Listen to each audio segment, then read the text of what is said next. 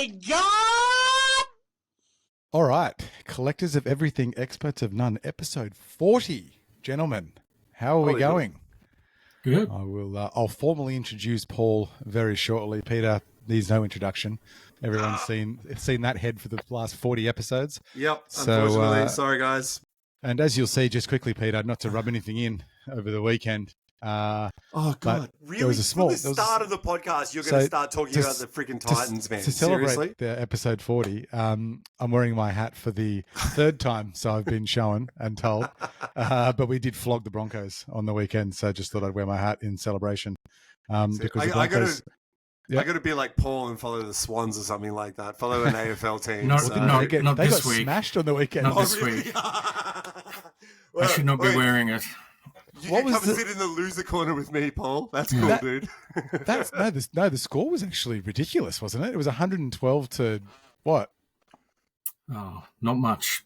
It was bad. Yeah. It was over 100 scored. They beat us by about 112, I think. Oh, anyway. So way good day. Way to go, Neil. Upset the guest 1 minute in. So I've upset the other two people. That's all right. There's still 33% of us happy. Yeah. So that's fine. Fair enough. So anyway, so we're going to get stuck into all things Star Wars, and I'll introduce Paul very shortly. Quick shout out. If you are listening to this on Spotify or you're watching us on YouTube, make sure you are following and subscribing. We do love all the feedback that we get, and we'd love to see everybody that's listening to us. Let us know. Tell us what you like to hear about, what you want 100%. Us to put on the show. It is 40 shows now. We're not going anywhere. We'll be here for the 400th. Peter might look a little bit older, but we'll definitely be here for the 400th. And shout out to Stan as well. Hope you're well. It's obviously brought to you by icollekt, which we talk about each episode. Guys, if you haven't checked it out, make sure you're downloading it. It's on all the cool app stores and the Google Plays and wherever else that you've got. The cool app stores? Yeah. Don't go to the uncool man. ones. Dude. Yeah, I can tell Paul goes to all the cool ones. He doesn't go to the uncool ones, so he'd be able to find it quite easily. Yeah, we've both got George shirts on. Exactly. Yeah. And I didn't get the memo, obviously. It must be a Queensland thing. It must be a Titans thing. You're not welcome. Yeah, I know. Well, it wouldn't be the first time referees and every other team are against the Titans. But make sure, you put me off my icollekt thing here, Pete. Sorry, bud. Make sure you're downloading it and having a look at it. Look, you don't have to sign up. You can just check it out if you want. And then if you are interested in having a go, you can showcase all of your collections. You can buy and sell on there. You can create groups, and you can also instant message between yourselves on the app. So all things collectibles, make sure you check it out, guys. Pete, this week you went and saw Deadpool Wolverine. Yep. It's good. Very quick, brief thoughts. I liked it. It paid homage to a lot of what Fox did, which I think was really cool. Yep. While, being his crass self, which is what I go to see Deadpool for. And, and the crazy thing is, I think kind of Hugh Jackman stole the show. He was amazing. So I've heard he that. was I haven't seen it yet, really but I have good. heard that. Paul, have you seen it yet? Have you seen Deadpool yet? Oh, I don't watch movies. You don't watch movies? Okay. So we'll just go with Peter's opinion, saying it's good. No problems. It was pretty full on. There was parts that I was like, oh, I don't think you can say that anymore. But oh, really? But yeah, it's Deadpool. I mean, he has that whole thing of pushing the fourth dimension, pushing the boundaries and stuff like that. And it was good. And, hopefully this can sort of maneuver Marvel back on track to sort of, save what they've done with the multiverse. Yeah, perfect. If that makes sense. That's good. Well, it sort of makes sense. But yeah, I've started reading about Kang and the next sort of Into the Secret Wars, and I really have to reread it again because I'm starting to get super confused about all the theories out there of how it's going to go and play out. But nonetheless, I think you just got to watch. You got to watch the TV shows. You can't sort of go into this sort of conversation without absolutely knowing what it's all about. It's like like jumping into a comic book run on the third series. So yeah, okay. We'll stop talking about Marvel now, sorry. Paul. Sorry. We'll come back to you shortly, Paul. I know you're a DC fan. Sorry. I love sorry, it. I didn't realize what you guys were doing. Sorry. Sorry. We'll move on, shall we?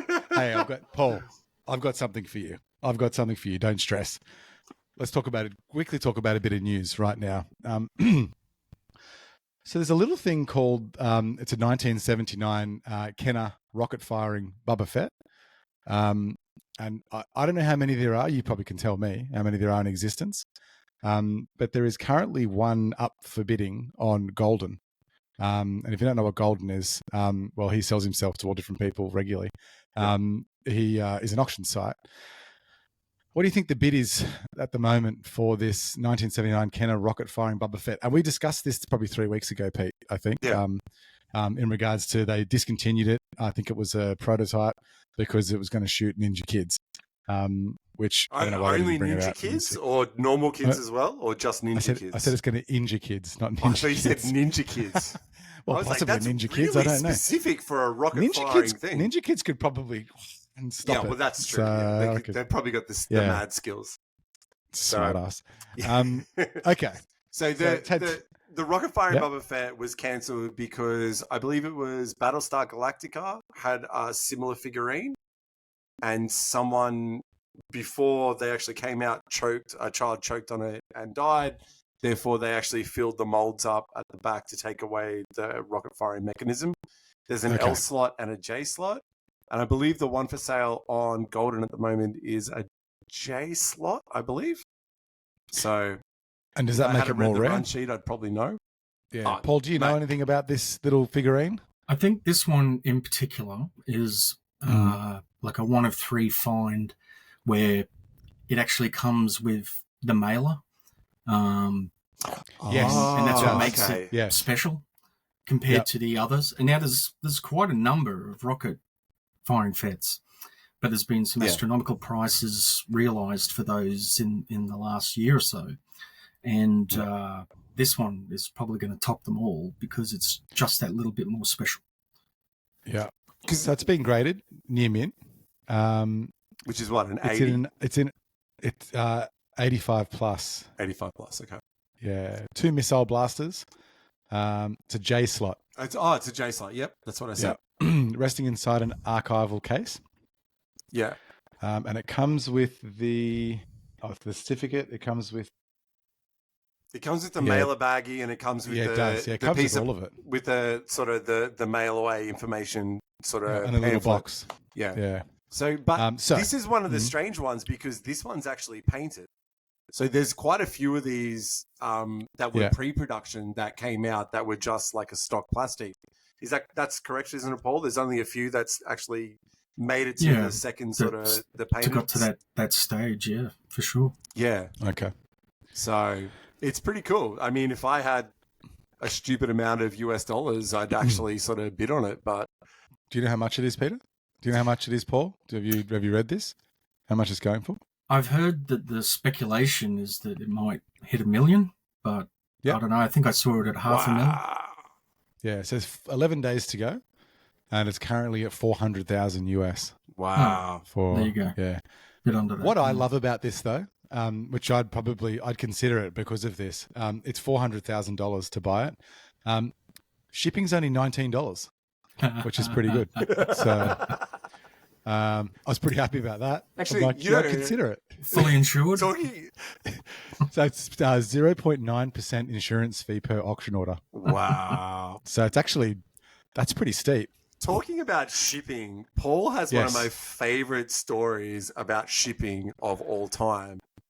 We love stories. With the packing peanuts, Paul. Do you mind going in and explaining that one for us? Talk to us, Paul.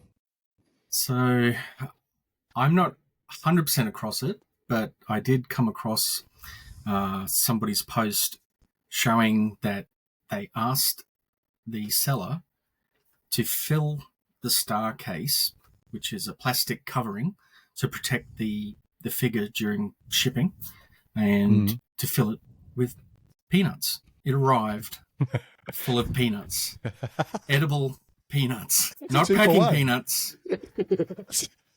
All that air, all that space in the plastic to the brim of peanuts. Just did it protect it? The oil coming out of those peanuts. It made it. It survived. Imagine being allergic to peanuts and doesn't open it up. It would have added quite a lot of weight as well to the package. I reckon. So you're like, Oh, oh, that's funny. how much are you That's a good charging one. me for postage? Yeah, that $12 postage just didn't cut it, The man. most expensive pack of peanuts ever. It also cost me 3 jars worth of peanuts. So I love it. That's a funny story. it is it was a great image to see that. Yeah. Yeah. Oh, that's good. Hey, another very quick piece of news that I thought was really interesting. And we've talked a little bit about cons over the last few weeks. Yeah. Things getting stolen from cons and all sorts of different shenanigans that goes on. So there was an article that came out, I think it was last week, and it was accompanied by a video. And it was a guy essentially walking up to a table full of Pokemon boxes in cases. And he's picked up, I don't know how it's all evolved, but he's picked up this packet or case of the Pokemon Neon Genesis. Now, for those who don't know, that's a fairly collectible piece from 2000. Piece, I think about 2000. Definitely. Yeah. So this guy on video, he picks it up and goes, the wrapping's wrong. So he's taken it out of the case and he's picked it up and he's gone, the wrapping's wrong. It's the wrong wrapping. He's felt the plastic on it. And I'm like, how has he felt the wrapping on it and knows that this is fake? Yeah. And the guy behind the counter's like, no, man, no, it's real. He goes, is it not real? He's like, no, I'm telling you, it's fake. It's not a real box. And he goes, okay. He goes, and by the way, it's too heavy. So I don't know what's happened between takes, but this guy's decided to just open it, right? So he's opened it up and you've seen the video, Pete. He's opened the box, dude, and he's pulled out 2 fake packets of this Neon Genesis. And then it was like, I don't know if it was like dishcloth or something. And then underneath that is... It was like a Kleenex. And then he takes it out and it's just like a stack of Pokemon. Bricked fake cards. Yeah. Underneath. So it was essentially a whole box fake. And because it was in sale, Paul, for $50K US on the table. And this guy's just walked up and picked it, but anybody could have picked it up and spent $50K on it and walked away with that. I mean, which is quite interesting. Oh, it's crazy. I'm like, because he's pulled it out of the plastic. Usually you'd have it in the plastic. So he must have known something. And for this guy to simply turn around and just open it, he must have known it was fake as well, I reckon. Well, I mean, the best thing about the internet is that, it's here for calling people out who are, doing shady business. So that guy's video, his face was plastered all over that video. Yeah, well, true. I mean, this is where it comes down to that the honesty system of what probably 10, 15 years ago we didn't have. And, it was a little bit more trial and error, where now if you try to pull a shifty and get caught, you're being plastered across everything. I know that in the Star Wars community, there's a page, I can't remember what it's called, but if you get scammed by someone, you can go and put that person's name up and you can go and check on that page to see if that person, it's, I mean, devil's advocate about being staged. Well, possibly. Well, that's another thing as well. I mean, you take everything on the internet, I think, with a grain of salt. But, the dude in the video, when he opened it up, actually kind of looked shocked. He seemed genuinely shocked. Like he didn't realize it was fake. But if that's the case, Paul, good video. Well, hey, made us watch it. So, and talk about it. So it's made it to our 40th episode. Draw all the viewers.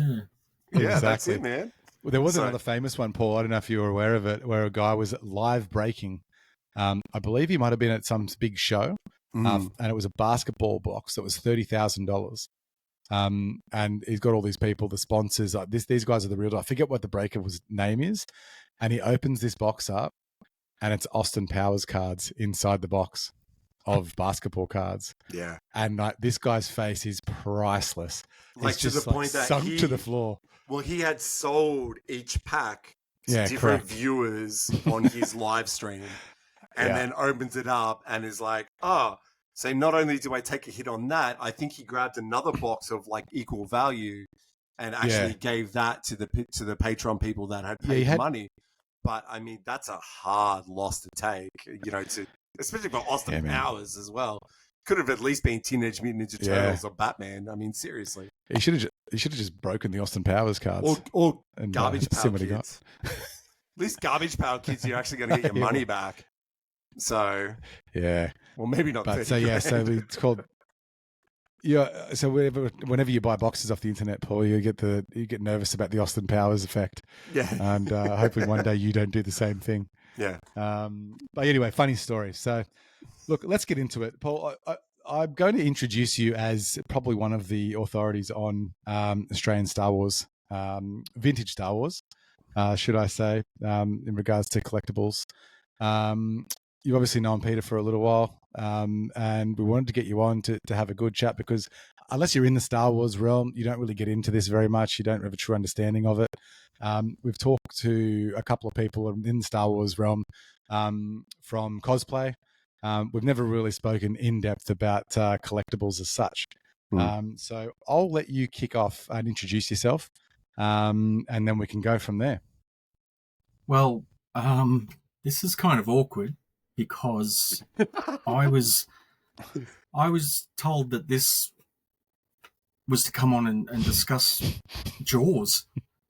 I'm like one of the leading authorities in Jaws collecting.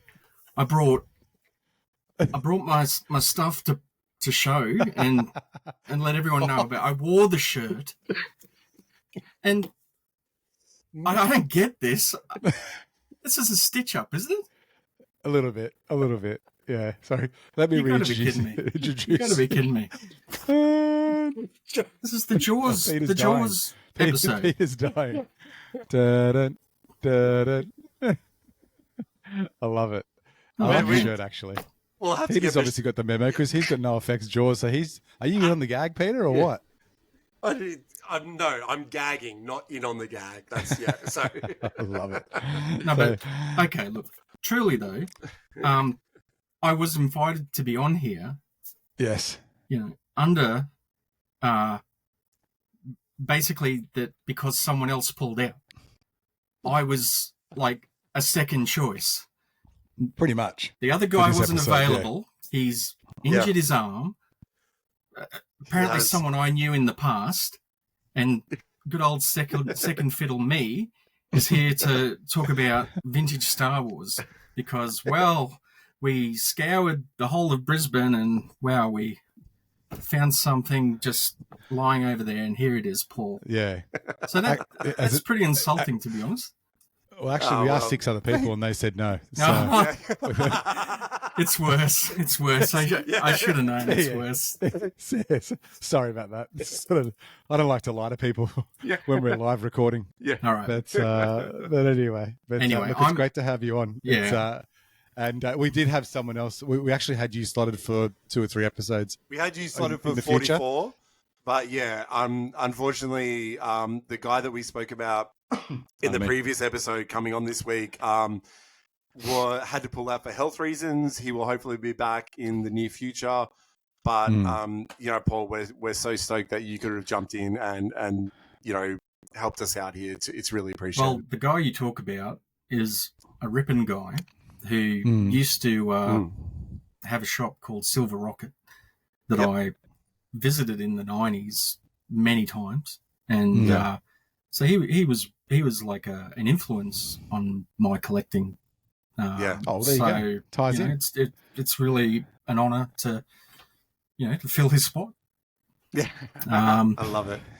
Yeah. And look, I'm very uncomfortable with any kind of talk of being an authority on anything. However, I would say that I've been doing it for a long time. So if I don't know stuff, then that's on me for, wasting a lot of years. So I'm just someone who's been collecting for a while, and I know a bit about what I focus on. What I don't focus on, I can't help you with. I'm useless with that information. So look, we tried to, we had the authority in all things currency on here, Joel.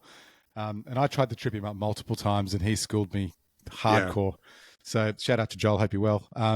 We don't do that anymore to people, Paul. So we're very nice to people now. We don't try and we appreciate it. Throw anything at you.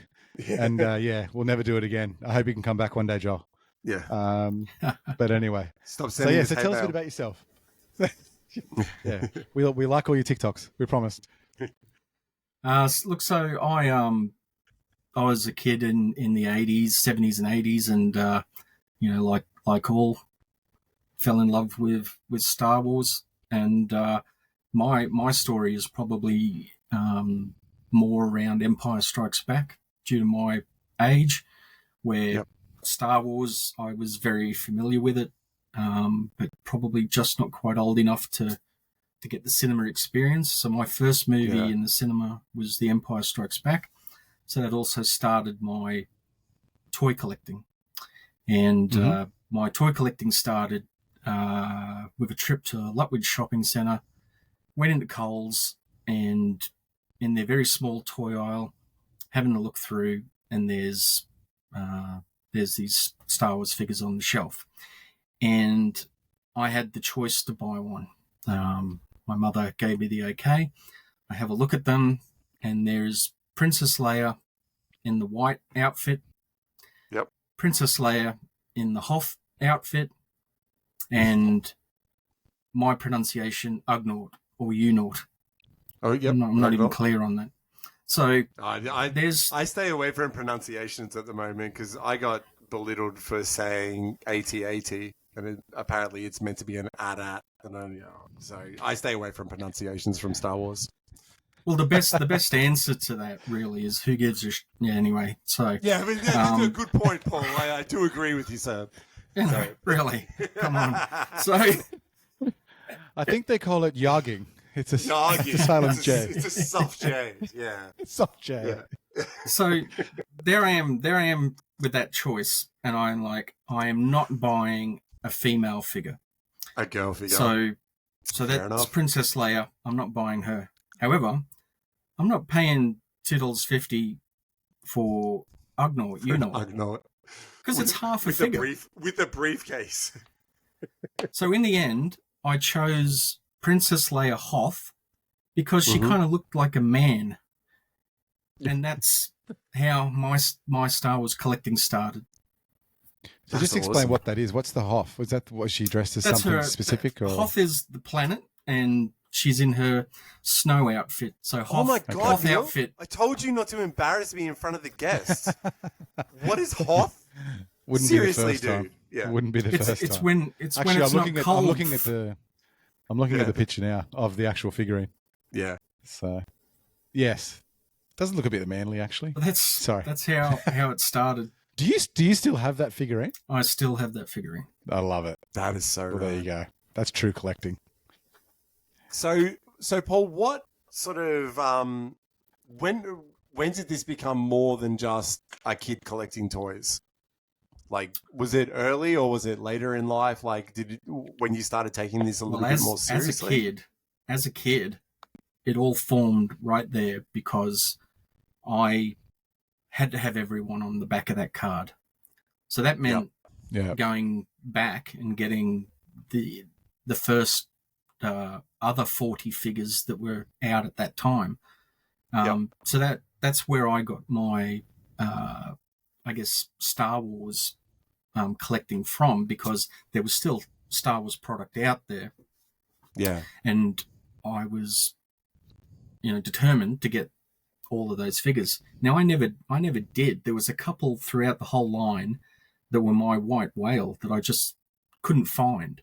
Really? And that then became apparent to me due to the way we release things in Australia as to why those particular figures weren't always available to me. Why is that? I don't understand. Can you explain that? So how it's released in Australia? So certain waves of the toys were released, and some of those characters from the first, say 2021 that were released weren't made available on every single reissued card back. So whenever there was a new wave of figures to be released, you would also get on that brand new card back, some of the back catalogue. But they made those decisions that either they just weren't in that wave, or and also a lot of it had to do with so if you're in America, for example, you're getting releases at different timelines to Australia, and you're getting different different offers at that same time. Yeah. We got things later, and our offers kind of dictated what we sort of did and didn't get during each release. So that's why in Australia there's no offer for a free Boba Fett figure. We didn't run that, but what does happen out of that is that we get a card that's looks like it's from the US, but there's no offer on it. But doesn't have an offer on it, so it becomes an offerless. And it for all intents and purposes, it's a US card, but it's kind of released for our market because it's offerless. So whilst that doesn't mean that it's Australian, it means that if you're going to find that piece, you're more likely to find it in Australia than you are overseas. So we become a market that has those rare items that a lot of the overseas collectors don't have, and they want to fill their collection with every example that you possibly can get of each figure. So I want that figure on every different card back and every different movie title, and to do that, you have to search wide, and that's to find obscure things for a different market, but everything about it still tells you it's a US Kenner product. Kenner being the toy manufacturer in the US. So in Australia, obviously Star Wars, when it was released, had different licensing handed out to different countries. Obviously, it didn't all go through Kenner. Australia, we had Tall Toys, but it wasn't just Australia that had the Tall Toys, was it? It was, you had New Zealand as well, and then into Malaysia, and was it Singapore? Yeah. So what was there anything sort of special between sort of what the Tall Toys brought out as to why, you know, people like me and other Australian Star Wars collectors look at Tall Toys as such a, it's, you know, you have Kenner here, but if I can get that on a Tall Toys card, it's, you know, exponentially more, I don't know, happy feelings. That's what I get when I buy Star Wars toys. So, but exponentially happy feelings, Neil. Shut up. Well, there could be a short answer to it, but I think it's something that's developed over a long period of time, because when collecting was first going around in the early 90s, people didn't really want the foreign product. It was somewhat shunned, barring a few collectors who sort of, you know, had that attachment to their local product. But it then kind of, the balance changed, and suddenly the foreign market, because populations are so much smaller than the US market, well, they didn't make as much product. And not only that, there was a period there where you sort of have a choice where you can get the Tall Toys piece and the Kenner piece, because they're trying to fill stock for our market, because it just didn't have the amount of product to put out there. So you'll actually find quite a lot of Kenner Canada items sold at retail in Australia. So because I've seen those cards that have like the Fossies price tag, or, you know, best and less, or, you know, Woolworths or something like that on a Canadian back, and you sort of think that it was going to be Tall Toys all the way, but I mean, I guess the market in Australia sort of demanded that more was sent.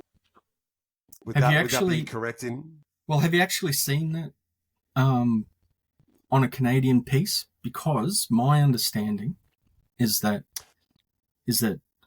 on the carded figures that they didn't actually release any foreign product unless that particular store imported something, but there was but it was specifically for the Australian market.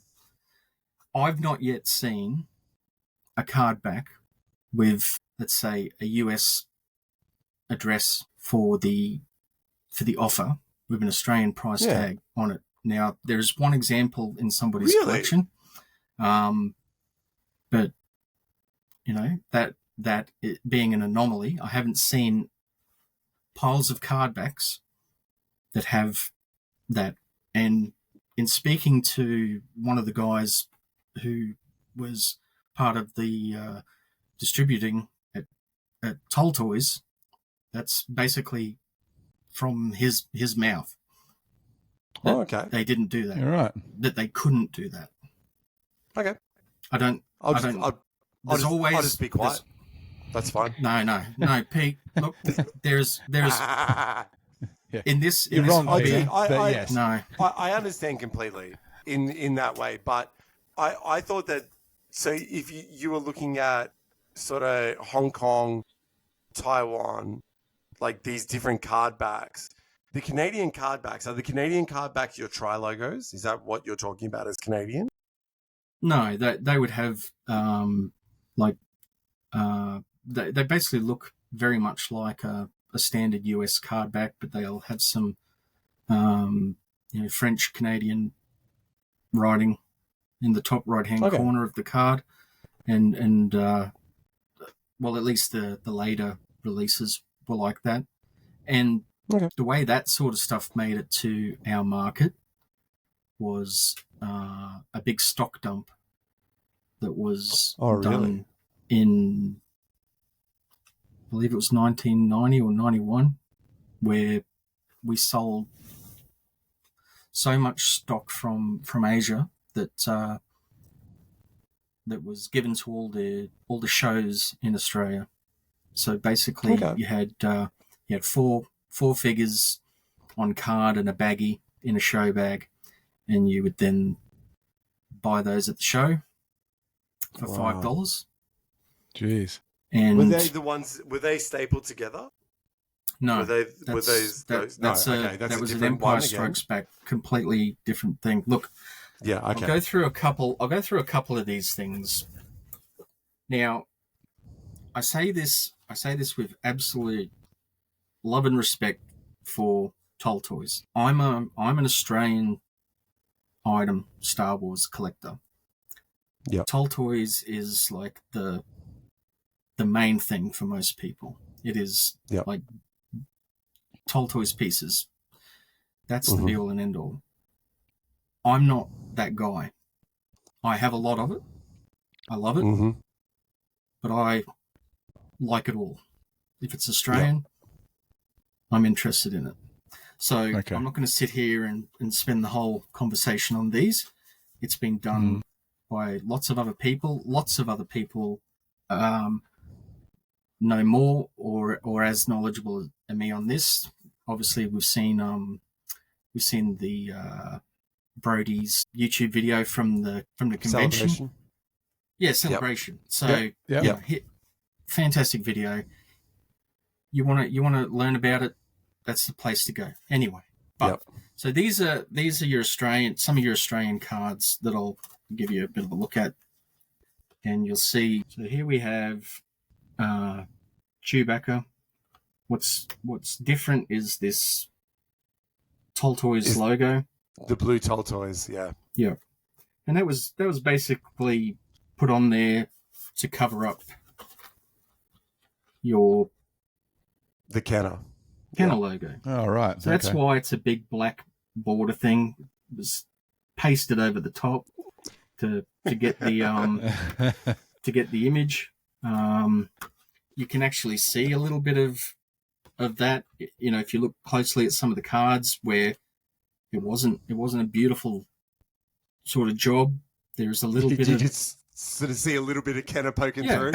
Oh well, you can see like it's a piece that's just been sort of, you know, like a mock-up kind of thing. Yeah, it's been mocked up. And Yeah. the difference though is on your backs, which was newer sort of design than the. So can you explain, because obviously Neil doesn't sort of understand like what you just showed there, the back of that car. Oh, I'm all over it. I was just wondering when they blow up the shark. I thought there would be more sharks when they were trying to get back home. Oh, sorry. I'm confused. Sorry. Dude, as you can see, I'm trying to get an education here as well, man. Like, just you go do something else. So, like, you just go sit in the corner. I'm thinking, hell yeah, we're going to talk about Jaws the movie for the whole time. This is awesome. And then he was only joking. So what I was saying, Neil, was on the back of those cards. Hang on, stop. Before you go, I've got one for you. I've got one very quickly for you. And we can get back to the serious stuff. Is it true at some point Toll Toys was misspelt, and let me get this right because pronunciation's a key thing tonight, as Toloties or Toloties? Yes, Toltoties. Eat that, Peter. Eat that. I knew that. And why is that? Very quickly, it was just misspelled. That's all it was. I think a lot of it has to do with that whole cut and paste. The cut job. and paste. Okay. Like, here's our instructions. Pop this together. Yeah. And somebody. You're wrong. Did that actually come out on like a Star Wars card, or was that on like their other lines that they had? Oh, it did. Let me have a. So sorry, Paul. That's all right. This particular version adds calls it Toll Totties. Wow, there's an A missing in Australia. Wow. He was drunk, for sure. So is this something that people like? Obviously, it's a known thing, but is this something like? I mean, you and I have talked before about bootlegs and variants and different things like that. It's a dark rabbit hole to go down. Is this something that actual Star Wars collectors like chase, like misspelled cards, or is it just that whole run is exactly the same? Not really, because all of them are misspelled. Yeah. Okay. For that particular card. Yeah. I've got a. Okay. It's just a printing error kind of thing. Yeah, I've got a different.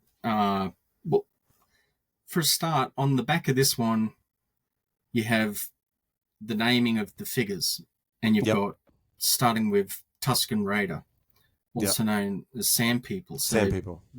That alone is, something, but that's not really exclusive. Actually, 95 millimeters is the big one. You got your metric measurements, which is you go what I was to the actually, next one. Yeah. And it's got 3 3/4 inches. 3/4 inches, which is what I was going to say to Neil. Yeah. Measurement. So and it was a Kenner card. Yeah. Sorry, just to finish it off because it's with Chewbacca. I'm watching. I'm here. That's it. Where we are. There we are. And there you have a correction of the measurements on the Kenner card. So that alone, that little white sticker there alone, identifies this as a Toll Toys Australian release piece. Right. It's not much, but it means a heck of a lot to those collecting this product, because definitely they want everything. Yeah. They want every release, and it goes far beyond that too. Now, something that doesn't seem to really get too much airplay is that you can have that exact same card, but from a different manufacturer. So your punch is going to be different on the card. Now, how far down the rabbit hole do you want to go? Wow. We've got at least 7 minutes. So, work it out. Yeah. It's your call. Yeah, no, I'm not actually saying how far do you want me to talk about it. I'm saying if you're a collector, how far do you want to bother going? Yeah. Like, do you want to get every single one? And some people, like myself, do try to do that. Yeah. One of my particular Chewbacca cards has a little piece of something that I've never seen on any other card, but it's part of the print, as though a little fleck of something was dropped onto the card. It got scanned. Yeah, right. Came out, and then they'd gone, get rid of that and do it again. Yeah. So, when did that happen? Like, some must have come out that way. So anyway, look, just a very quick, like, you've got all your characters, and then comes on a 20 back. So that's when we start moving on to more characters. So more characters have been released, but this is now selling the original characters. We then moved on to The Empire Strikes Back, and we were then offering a survival kit. I've seen those before. That packaging it's obviously a remake of recent times. Well, yeah, so with The Empire Strikes, but that exact red and white. Yeah, so they released the vintage collection, which had a very similar look as to what that was. It was a throwback. So you can still buy them at Zing and places like that, but obviously it's not original. Oh, so there's not that much value to them? To the new ones, I wouldn't know. The vintage collection does sell okay, but yeah. See, and so then the display arena. I'll take the 13 boxes back then. Yeah, the free fall which is a great one. These are the various offers. Yeah, cool. This one's pretty special. That's one of the ones that if I actually sort of owned one of them, I could probably just be like, yeah, I'm done. Like a pink offer sticker, amazing. That and the yellow Singapore one. Again, we've got Chewbacca. But what makes this one that it's an Australian release? It's been hot glued on the back. Mm-hmm. Yeah, right. Because it was stuck to another character card back to back. Yeah, right. Sold as 2-for-1s to get rid of stock. Yep. At various Australian stores. So it may look like you're buying a piece of rubbish, but you're not. Something of significance, I suppose. Yeah. So Paul, I'm an idiot. You've probably realised that in the last half an hour or so. Not at all. Where's the actual figurines gone? They're laying down in my that's a genuine question, collection. Peter. Don't spit out your drink. I'm genuinely asking where they've gone. Like some of those card backs, are they from your childhood, Paul? Like, or are they ones not you've these collected ones? later No, on? I did keep all of my card backs from my collection. Okay, but I kept them separate, as if there's something godly about them, and I decided to buy them all again as not my childhood collection, so that for sure I can differentiate. I don't have a lot from my childhood of my collecting time, but I did keep my card backs, so I just kept them separate. And then we moved on to the Return of the Jedi, and you could get a free 9-num. Then this is the nostalgia. We're like going through the timeline here. This is cool, and especially that one. And then what's special about incredible, that one. You could get a free coin with this. So basically, the retailer was sent stickers, and they were slapped on to card backs, and then they would have a pile of coins at the counter for you to select. Yeah. So these are what brief year? rundown So this of is those. 90s, 80s. Oh no, this is 80s. 80s. Okay. Yeah. It's quite incredible now. Back then, I mean, they would have just slapped them around and thrown them around, the coins and things like that. Now they're probably worth a fair bit, the coins, I'm assuming. Yeah, if you have a coin. Yeah. Yep. Well, I mean, you probably would have seen a lot of between sort of the dark ages of like the late 80s, early 90s. There would have been just bins and bins of these things just marked down to like $1. I mean, I never got to see it, but I've talked to different collectors and stuff like that, and they tell me about it. Paul, you knew a guy out at Wynnum who you used to buy figurines from. And now he actually ended up with the show stock. So all that stuff that was dumped at the show, it was only on sale for 1 year, because after all the shows had gone around, a couple of people put in offers to buy all the remaining stock that didn't sell at the shows. So that could have that could have ended up going for a couple of years, that bag or offer, but it didn't.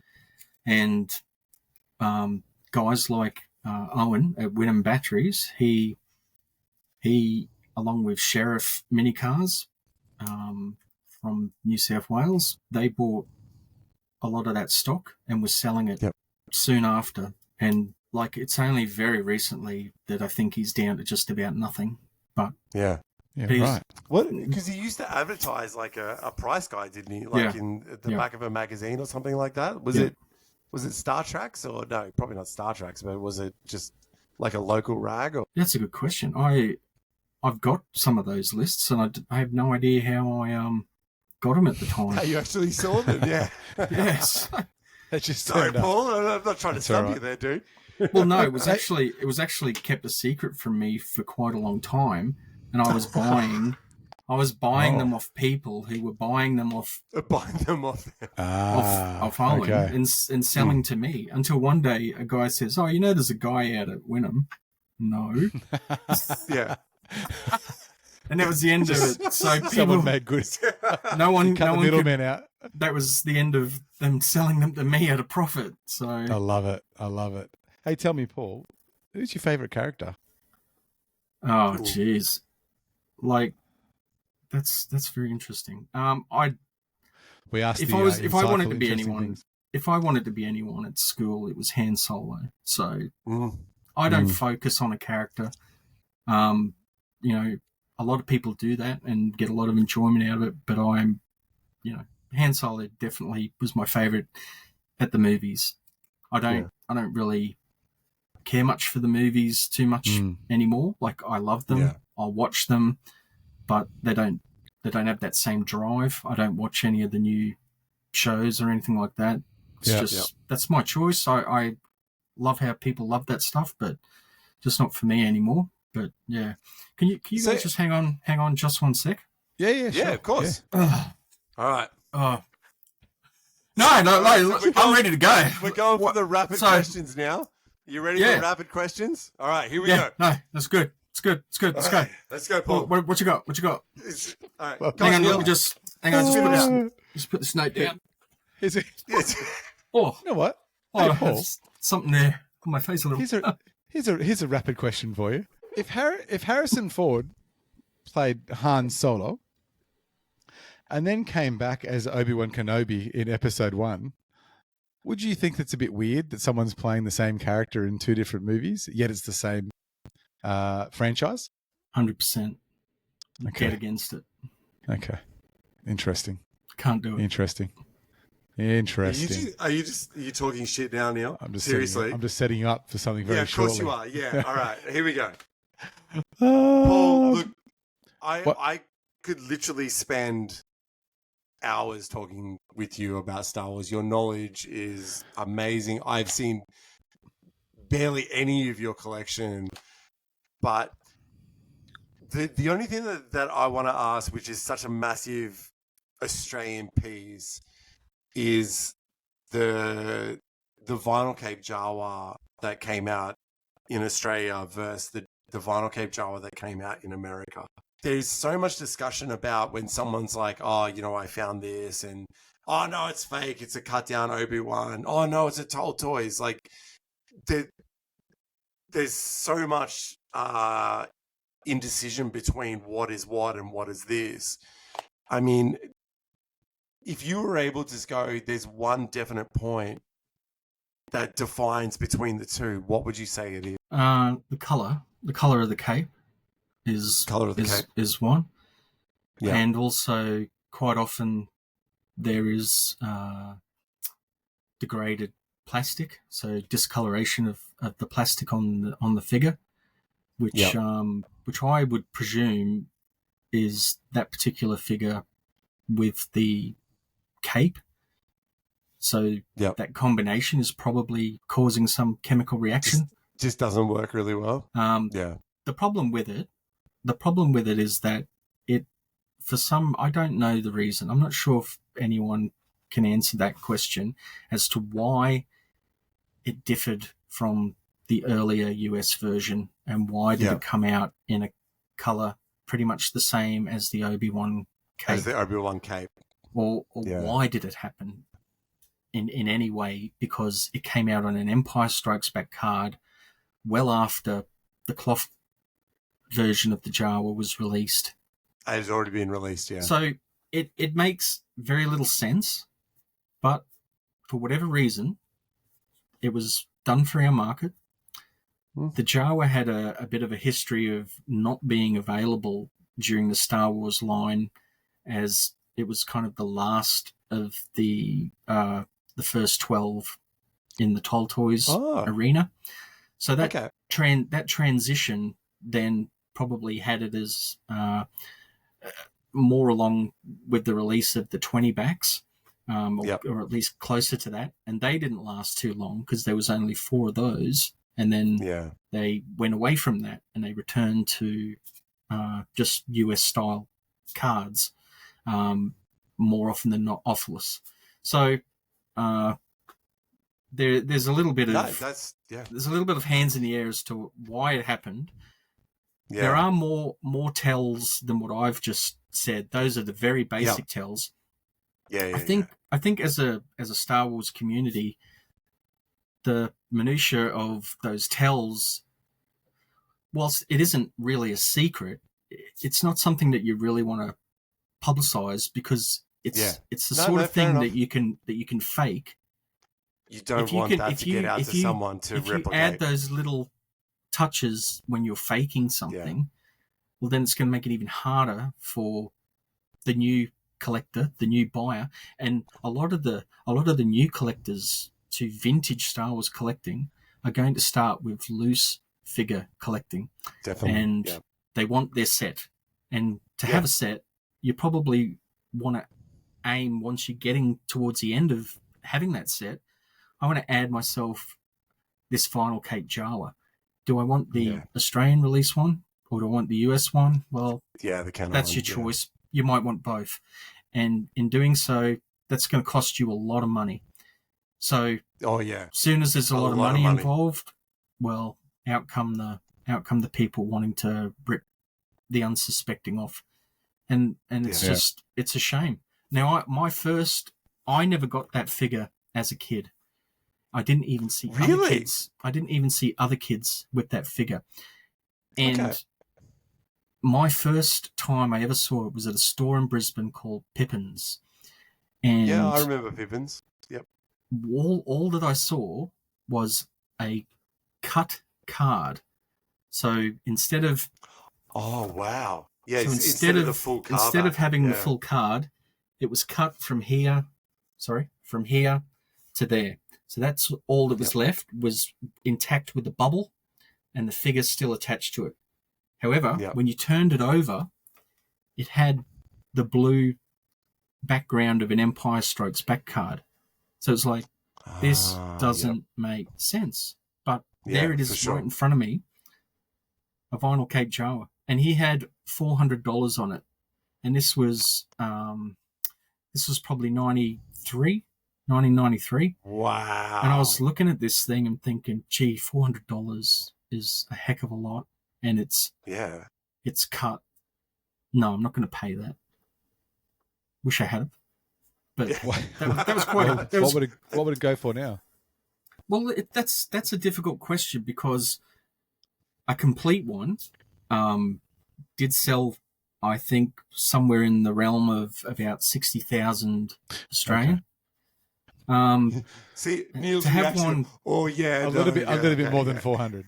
Yes. So a little, that would never reach anywhere near 60,000 if it was a cut carded piece, but it still would be. It's still sealed. It would still be of particular value. Yeah. Yeah, for sure.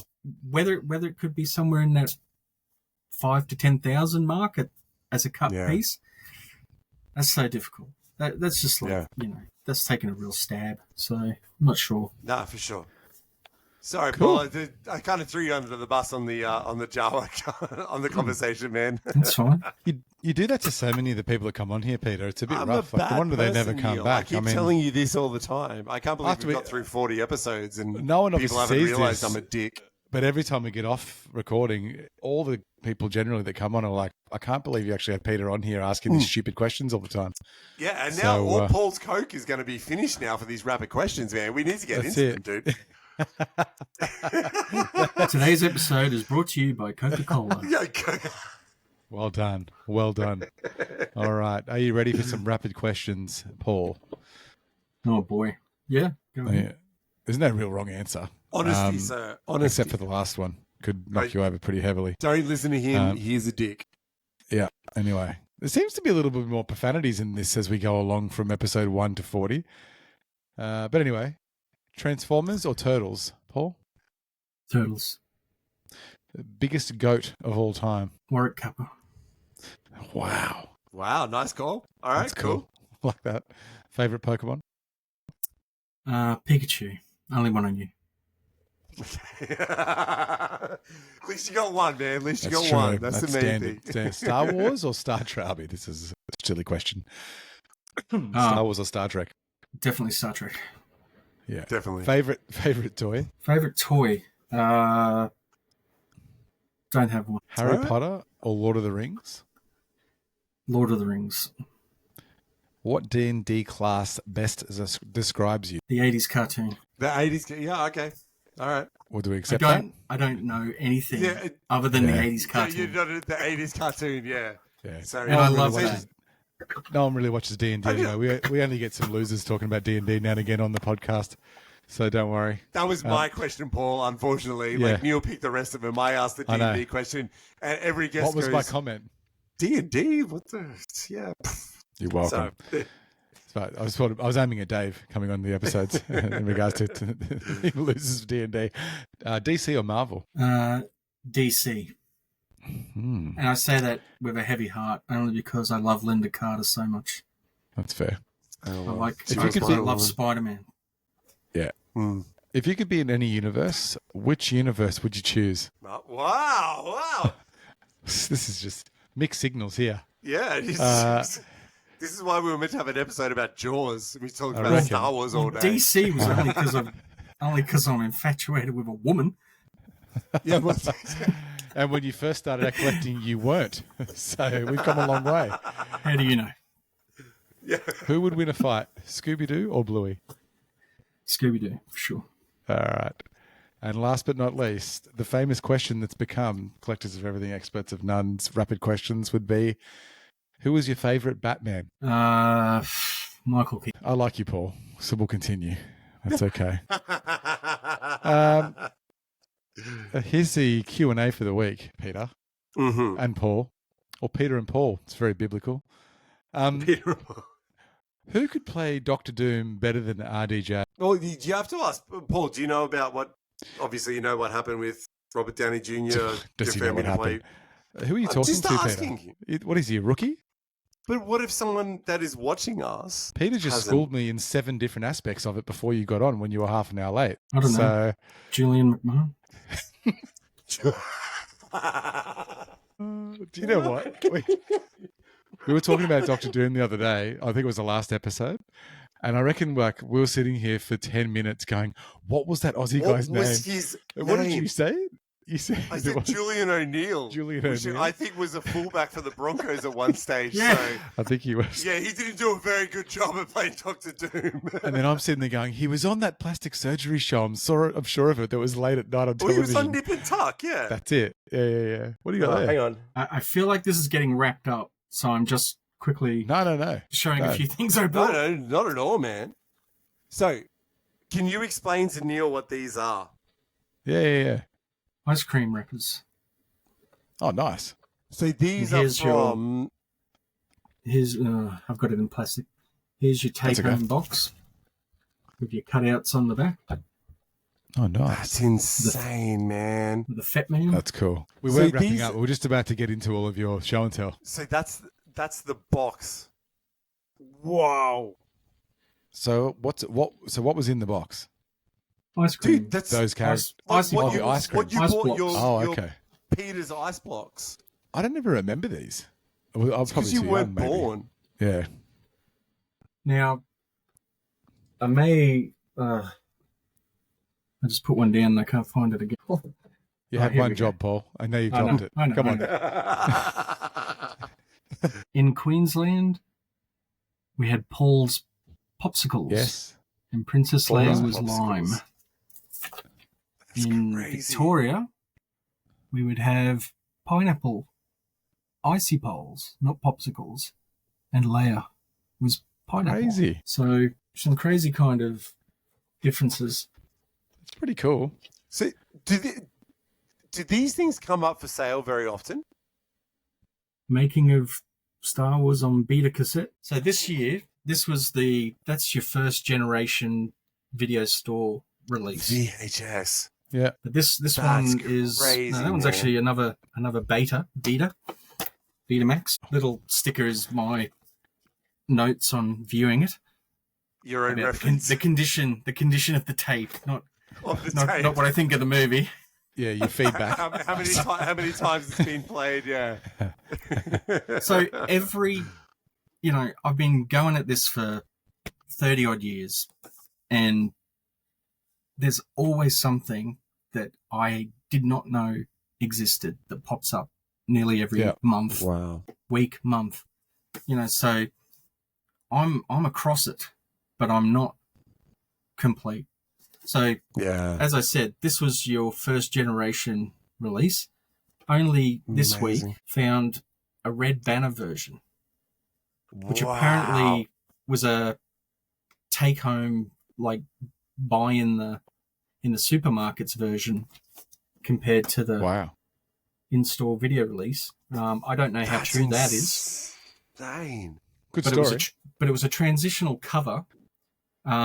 Only for a very short time, like a few months, that carried the Red Banner.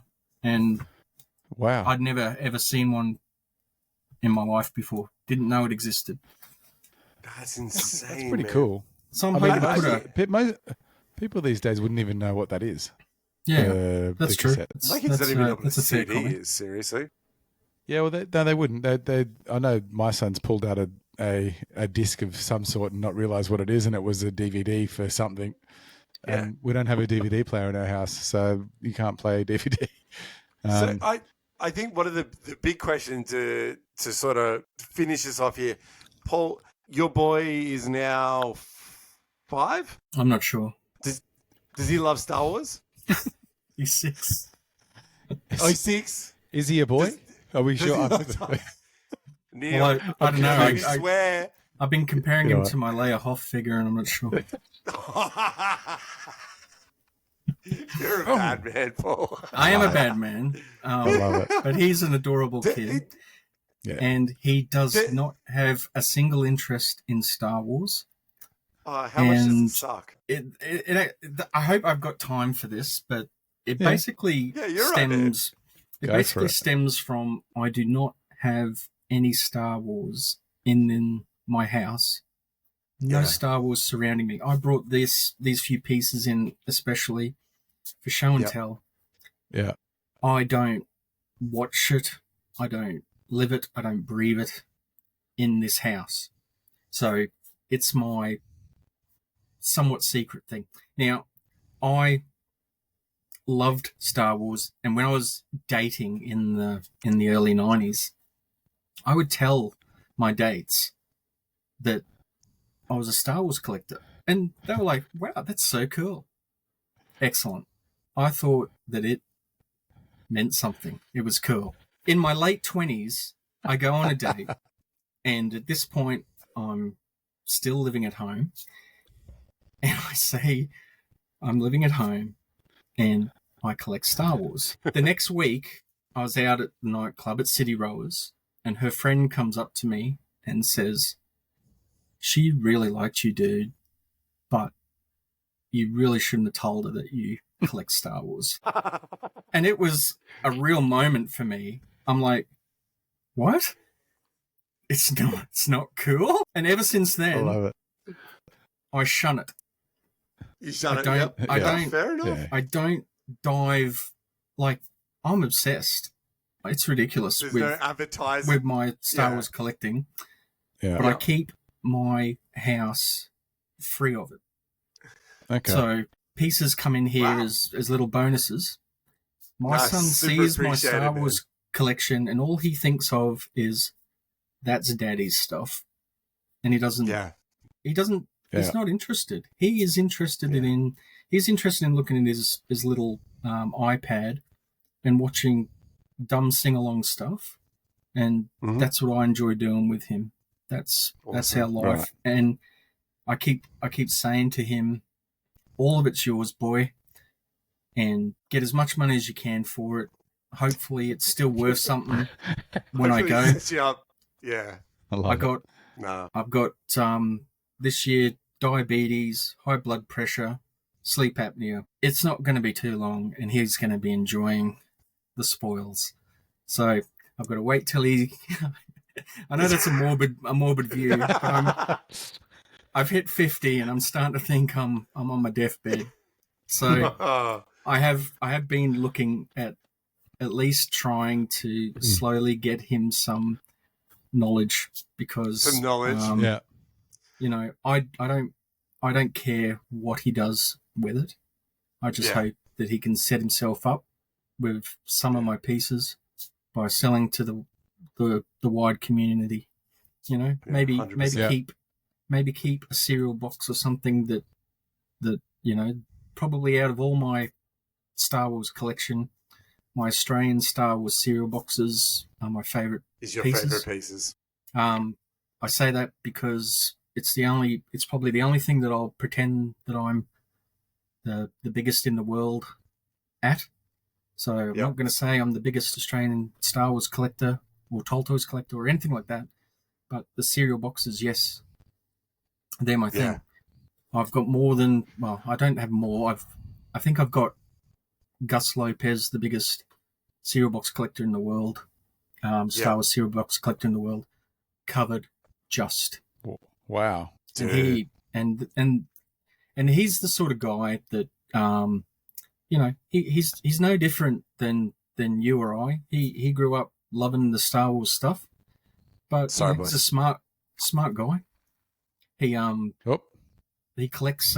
You know, he does his research, made all his connections. You know, I someone I admire, and I've had him in my house. Even he's you know, a really nice guy. But I do like to be able to say I've got him beat just. That's pretty cool. And he's cool. He's phenomenal. He's next level.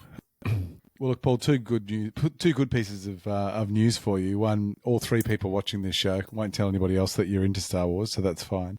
And secondly, Peter's turning 70 with his grey beard, so I'm sure you'll live longer than he will. Don't worry, he's looking older in life. But anyway, very quickly, back to our question of who could play Doctor Doom better than RDJ. Do you think anyone could play better than him? I know you don't think it's good to double up in regards to characters. Do you think anybody could play it better than him? Out of maybe the MCU so far, or not? Sorry. That's okay. Punches were just thrown in my house. What was that? Punches were just thrown in my house. Sorry. Oh, cool. I had to go break that up. Yeah. The your joys of having your wife should stop fighting the dog. Paul. Yeah. Your wife should stop fighting the dog. I've told you that before. I was just saying to Paul, he's fine because two pieces of good news for him. One, all three people won't tell anybody he collects Star Wars at all that watch this show. Oh, yeah. 100%. And two, you just turned 70 with your grey beard, so he'll be fine. He's got a long way to go, so that's fun. I'm trying. So back to Jaws, Paul. Jaws, great. I love Jaws. Let's just put the VCR on and let's just go through it play by play, if we can. Go easy on the Coke as well. Well, do you collect Jaws as well, Paul? I wouldn't say that I do. No, I would. That said, there's a guy. Bought pieces. There's a guy in the movie Jaws that he's swimming and he comes out and he starts talking to Brody, Chief Brody, on the beach. Yep. Just before the shark attacks the little kid on the raft. And that guy's an old guy with a really bad hat. He's got and Brody actually says, "That's some bad hat, Harry." Now, that guy, which actually is, you may have seen Bad Hat Harry Productions connected to some shows and movies. So Yeah. Anyway, that aside, so he was on Jaws, and he also was on Jaws 2, and he kept like a diary whilst he was on the show. Now, up for auction one day is this guy's diary, and Oh wow, it's got every guy autographed in there. Robert Shaw had his autograph in there. Steven Spielberg. So his vintage autograph during the making of Jaws. So not just like, getting Steven Spielberg's autograph now on a Jaws poster, but your vintage signature on. So brilliant piece.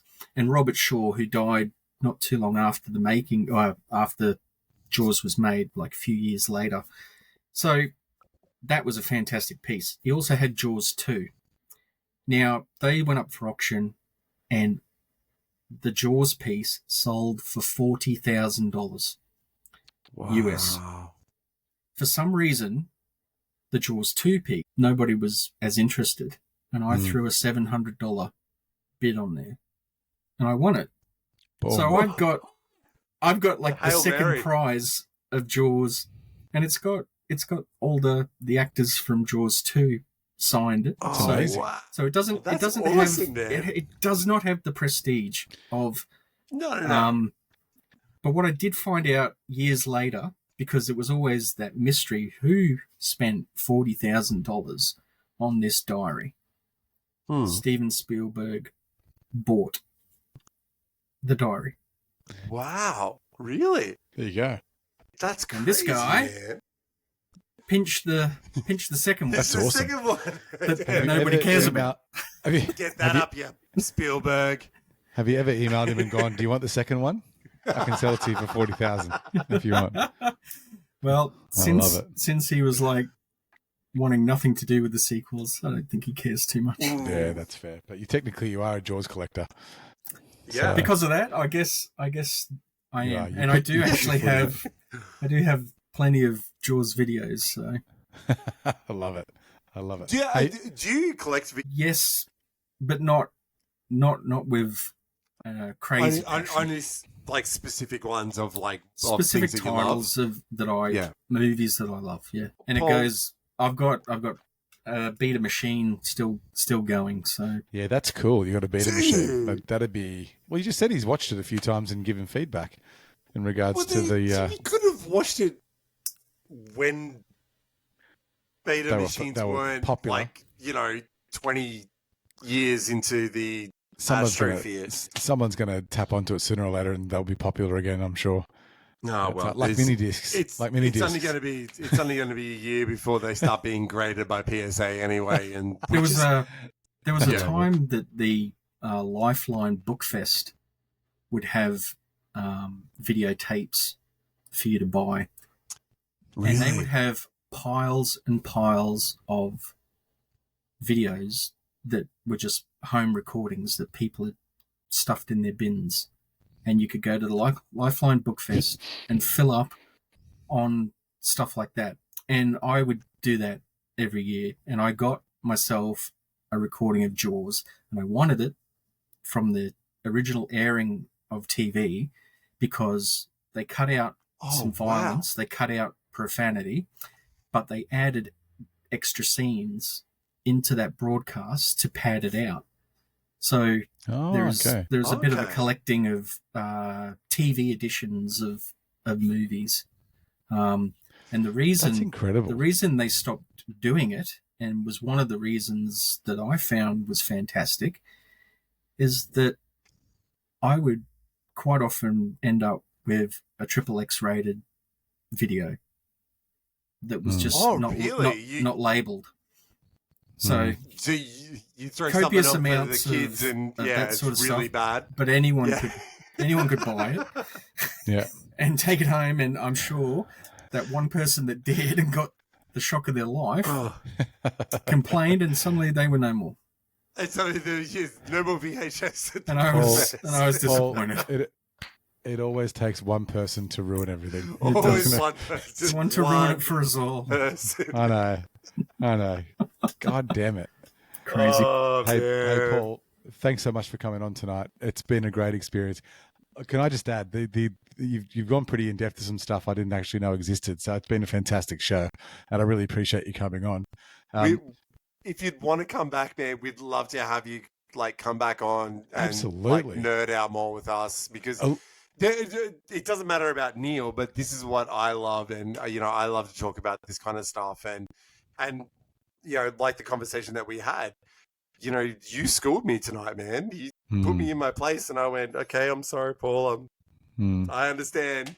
But it was, these are the reasons that I wanted to ever start a podcast, is to speak to people like you who just have this knowledge that you can't buy that knowledge. Like it has to be something that you've worked for, that you've earned. So I really appreciate it, man. Thank you very much.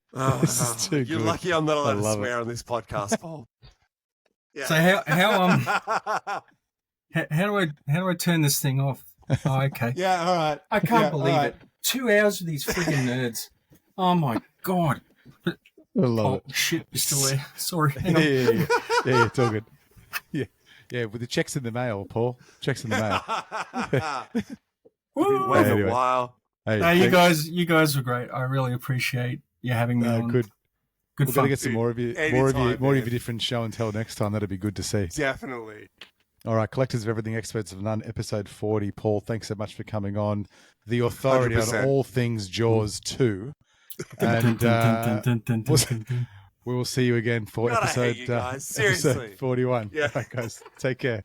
See you later. Later. See y'all.